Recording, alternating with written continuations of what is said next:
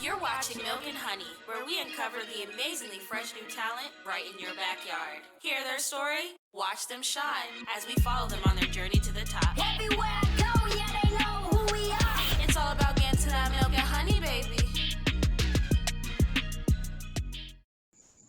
Hi, and welcome to another episode of Milk and Honey, where we show you ordinary people doing extraordinary things. I'm your host, Carmen Frazier.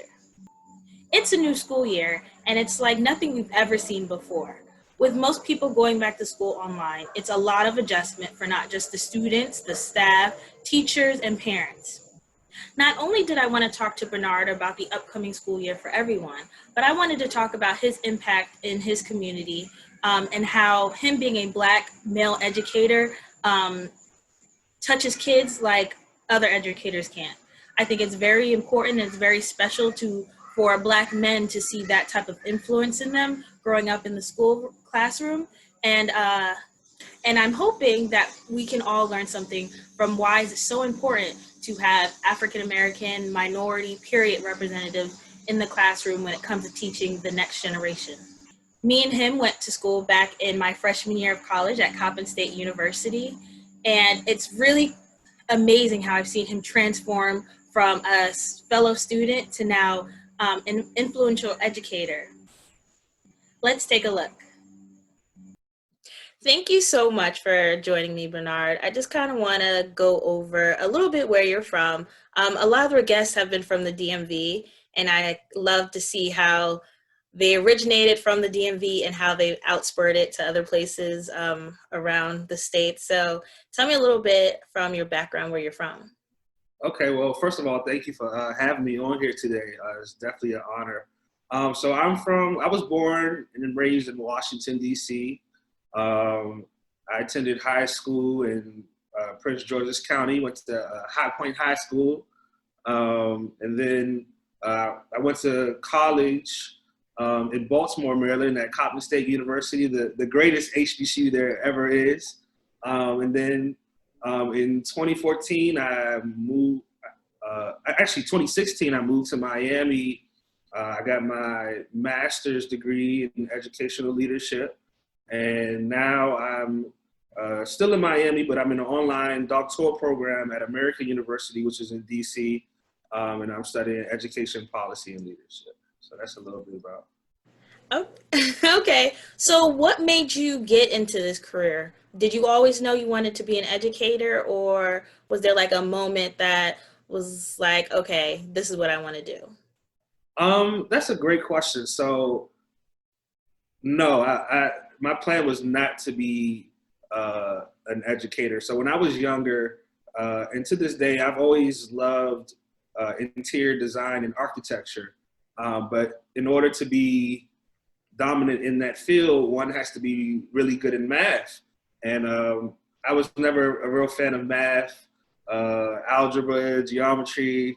You know, I barely got by. So I was just like, hey, you know what? This might just have to be a hobby of mine when I get older, but I definitely need to pick something else. So I majored in psychology because I wanted to, I seen all the movies of the doctors with their big offices and a view of the city, you know, and I always saw myself in that limelight. But then as I started really taking education seriously, one day I looked up and I had to ask myself, was like, man, how many male educators have I had in my lifetime? And I was able to count with both of my fingers how many male teachers that I had that weren't just the PE coach or who weren't the janitor in the hallway, you know? So that's what really inspired me to pursue education, because I feel that this field needs to see more Black men in education, because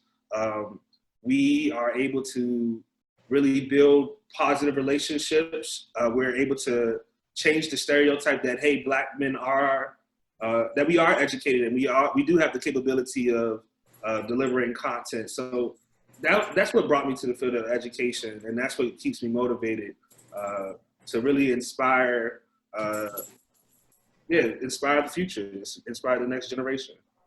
Okay, so the follow-up question is, you said you could count how many Black teachers you had male Black teachers on like one hand. At what age did you have your first Black teacher, male or female? What's crazy is so earlier this year, in February, right before everybody went on quarantine. I had a residency for my doctoral program, so I had to leave Miami. I had to come to Washington, D.C. And it's amazing how, I guess it's a blessing and a curse to see the gentrification and how neighborhoods have changed and things of that nature. But nonetheless, I on the drive to my residency, I drove past my elementary school, and they did a whole lot of renovating, and I was just like, wow, I wonder if any of my teachers are still here. And it so happened to be that my kindergarten teacher still works there, and she remembered my name. And the day that I came to visit her was her birthday too. So wow. My kindergarten teacher, her name was Miss Hawkins. She always encouraged me. She always inspired my family. She took time to build a relationship with my parents, so they knew she knew who they were. They knew who she was, and just to come back almost 20-some years later, she still remembered my name, and could tell me how I used to act in her class and how she watched me grow. Is just amazing. So yeah, my kindergarten teacher, Miss Hawkins. That's actually amazing, because I've talked to so many people, and a lot will say never, or once they got to college, they went to an HBCU. So that is extremely lucky that you was able to have that experience at kindergarten. Yeah, it definitely was a spark to the rest of the weekend that would come to see my kindergarten teacher. So yes, she's definitely amazing. So how do you hope, now you getting into this profession, how do you hope to impact children of the next generation? So basically, my whole, if I have like a principle that I live by, I really believe that education is really about building relationships. And what I do now in my role, I have the opportunity to train staff in professional development with tools on how to build relationships. I want, as I work with, there's a great team of educators who are really about preparing our students for the future. I just want to be able to continue to motivate them to find creative ways to deliver content, find creative ways to get them involved, find ways to reteach something that they may not have interest in at first, but because of the delivery, it changed. And that's where I'm at with that. That's where I'm at with that. So being an educator, everybody around the country got just their life abrupted with COVID-19. So from the start of when that happened to now going into a new school year, how have you as an educator have had to adjust to this? So yeah, there's no lie. It was definitely a shift for everyone because nobody saw it coming. So the major adjustment, while I appreciate COVID and how it happened, is because it forced everyone to be in the house and really look at yourself in the mirror. And I know for me, it's allowed me, personal time to grow and think about what my plans are going to be for the future. So it was definitely an adjustment, but it was a great adjustment though, because it allowed me to spend more time in my home. It allowed me to create a workspace that really wasn't there before. It forced me to do a lot more reading and just really self-reflection. So I mean, that's pretty much how I've adjusted. It definitely wasn't easy because for us educators, we had to become experts in a matter of a weekend. So there were a lot of trial and error, things that worked, things that didn't work. I know one of the major, I guess, problems that all educators had was, making sure that students could log into their computer so that they could be present. So there were definitely some adjustments we had to do. But as we get ready for this new school year, we're excited, and we're like, hey, we have to make the best out of this. And instead of looking at this as this is the new norm, we've shifted our mindset. It's just like, hey, things change and things will always change. If things aren't changing, then it's not moving or it's not growing. So instead of looking at it as a new norm, it's just like, we adjust, we figure out what we got to do next, and we just make it happen. So that's how the transition has been for me. So what advice could you give to parents to kind of help get their kids settled into this new norm, especially in the aspect of you being the teacher that's going to have to teach them differently? Like, what are things that parents can do at home to kind of help everybody adjust to this altogether? If I could give parents some advice, the main thing I would say is to be involved. And what I mean by being involved is to not hesitate, take the time to build a relationship with that teacher and that school at the very beginning. So don't wait till you get that progress report or that report card to have want to contact the teacher. At the beginning of the year, get to know that teacher, build that relationship, so that way when something wrong does happen, you've already built a relationship, and it's just much easier. Because the reality is, some teachers are still adjusting to this, just as students are too. So it's new for everybody. And I think the more that parents take the time to get involved at the beginning before things go south, the better. The sooner they are involved. So taking the time to get to know teachers. I would say another thing is to make sure that your student has the materials that they need to be successful. So, hey, everybody may not have an iPad or an iPhone, but there are cheap computers online somewhere, and we just all we need is just a regular camera and some stable Wi-Fi. So just making sure that the essentials are there. And if you know that everyone's situation is different, but I believe that a lot of schools are issuing out laptops to families and stuff like that. So just don't wait the last minute. If you know you need help getting those materials, such as a computer, whatever school supplies, don't be afraid to ask for help, and don't wait the last minute. So that way we can make sure that the student is prepared for this new year. So what has been thus far your greatest moment as an educator? And it doesn't have to be just one particular moment, but like, what is one thing that will always like stick to you? Happiest moment, like, yes, this is why I'm doing this. I could think of two on the top of my head. So I'm entering my 7th year in education, and my first group of students, when I first entered the field of education, I didn't start off as a teacher. I started working as a residential advisor for a middle and high school boarding school.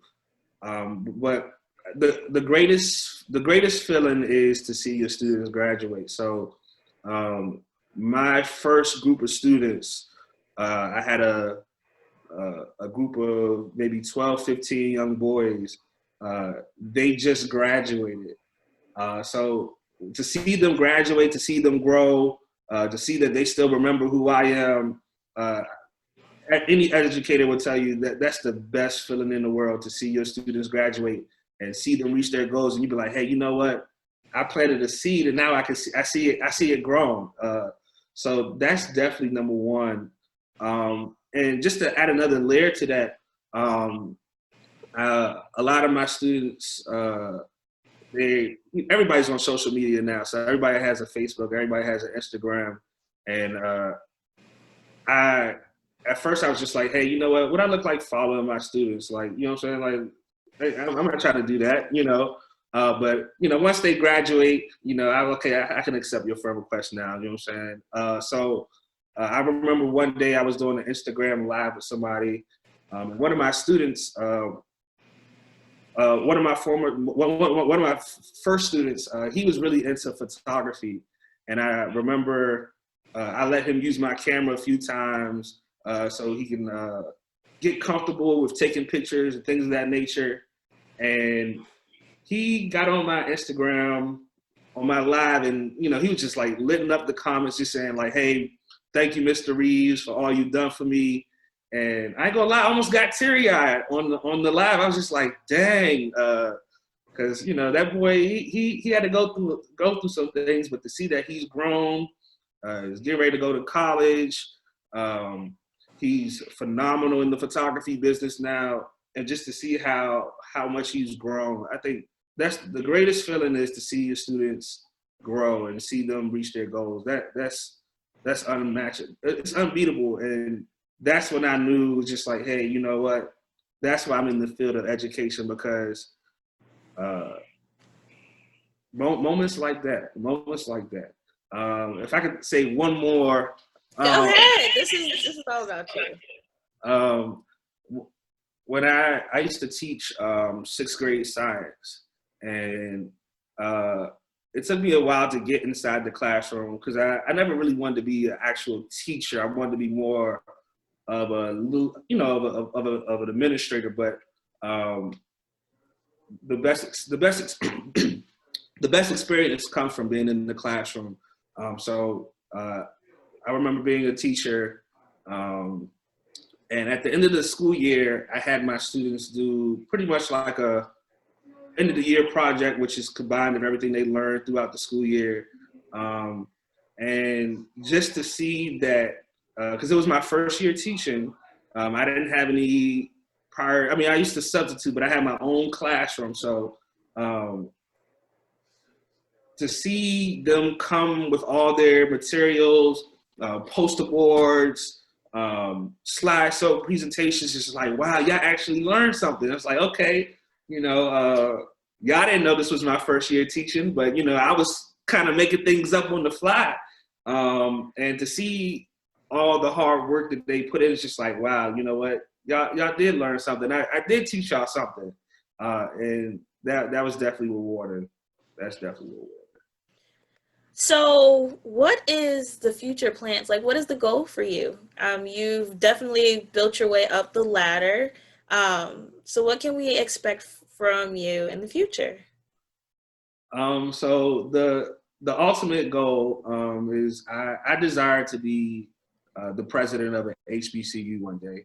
And if I had any choice of what school that would be, I would love one day to be the president of my alma mater, Coppin State University. That has always been my number one dream. So I still have a long way to go, but I'm daily working on making that transition from working through K through 12 to working in higher education. So in 2 years, if all continues to go well, I'll have my doctorate degree in education policy and leadership. So I can't wait, because I set a goal for myself.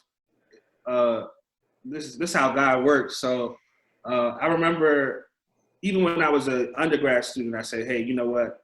I want to have my doctor's degree before I turn 30.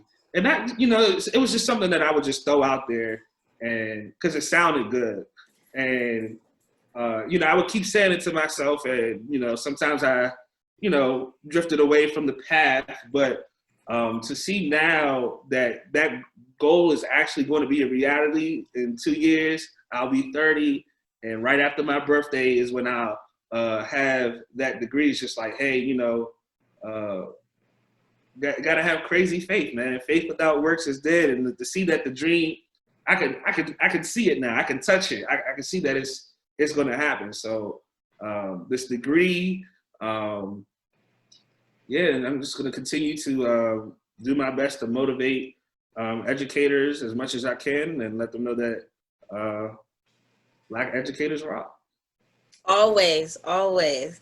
I want to thank you so much for sitting down and talking to me. I went to Coppin my freshman year before I transferred to UMES. So that's how I met you. We were actually next door neighbors. I remember.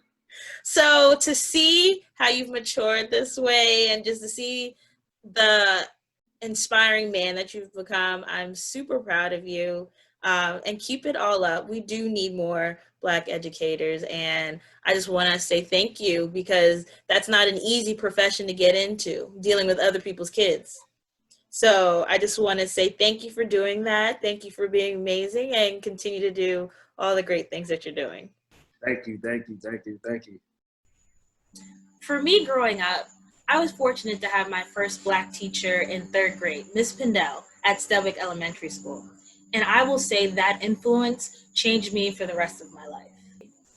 Before, I was always known as a talkative, loud kid, and nobody really wanted to teach me. But she changed that for me, and she made me feel as though that I was wanted in her classroom and that I could bring something, and that was smart. She was able to utilize my hyperness and put it into good use as her helper and stuff like that. Seeing someone just like you changes your entire perspective in the classroom. I want to thank all the educators out there, including the minorities, because I think you bring something unique and special to the table. I think the important lessons that we learned from Bernard was basically that there are resources out there and that you should utilize them as best as you can. Hopefully everyone has a great, successful school year. I want to wish everybody the best of luck. This is difficult, but just know everyone's also going through it just like you. If you would like to be on the show, it's really simple. All you have to do is email milkandhoneyshow@gmail.com. Again, thank you for watching Milk and Honey. I'm your host, Carmen Frazier, and I hope to see you next time.